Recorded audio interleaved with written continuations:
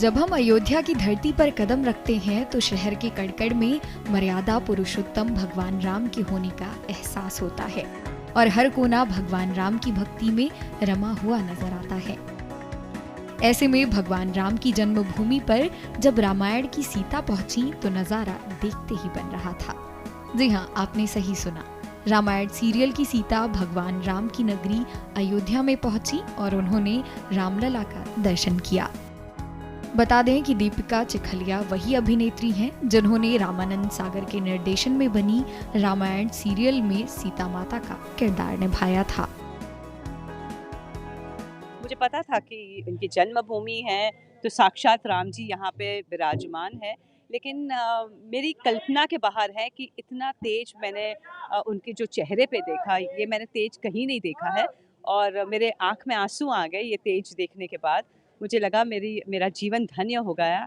और इतने सालों से मैं राम नाम जप रही हूँ, चाहे वो रामायण की वजह से हो, चाहे वो मैं अपने गुरु की वजह से हो।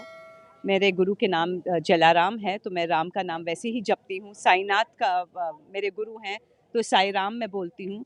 तो जब दिन रात राम मैं जपती हूँ और जब एक्चुअली कल उनके दर्शन हुए तो मुझे ऐसे लगा कि वो मूर्ति नहीं है, वो साक्षात्कार वहाँ पे विराजमान थे।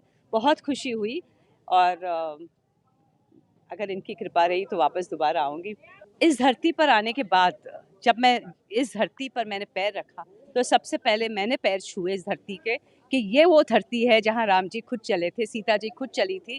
तो मैं धन्य हूँ। मैं तो ये कहती हूँ कि अयोध्या वासी धन्य है कि आपको इस भूमि पर रहने को मिलता है। तो आप अपने आप को भाग्यशाली समझिए। ये मत समझिए कि सिर्फ एक भारत के नागरिक है, आप अयोध्या के नागरिक हैं, आप राम के नगरी के नागरिक हैं।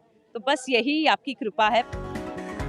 वैसे तो वैदिक काल से लेकर अंग्रेजों के समय तक अयोध्या ने न जाने कितने बदलावों को देखा जो कि अकल्पनीय और अविश्वसनीय रहे।